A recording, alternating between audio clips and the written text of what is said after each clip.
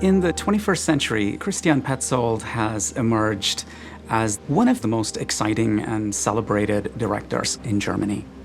Petzold is a filmmaker whose films I love very deeply because there is a very central and intriguing tension within them.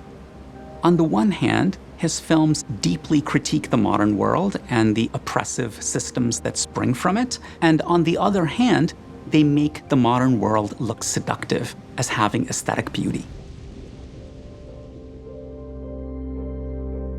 Petzold belongs to a loose grouping of filmmakers called the Berlin School.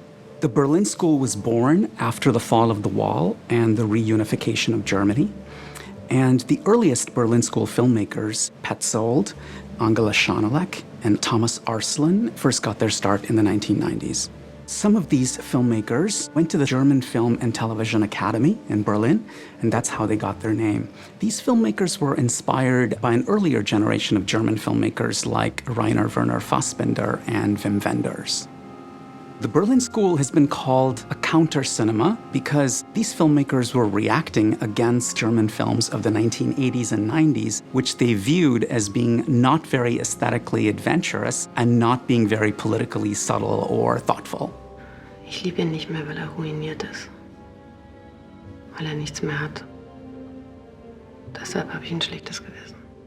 One thing that unites these films is that they're all engaged with socioeconomic realities of Germany. Danke. Mach das nicht. Ist für dich gut. Nicht sagen. Bitte nicht sagen.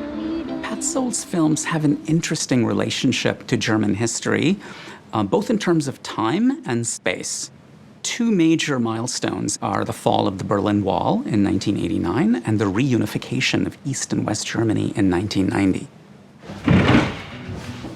Petzold's parents were refugees from the former East Germany, but even though he was born in West Germany, he has a sense of the duality, the fact that it used to be two countries and then has been unified as one. And that's a theme that's often a subtext in many of his films.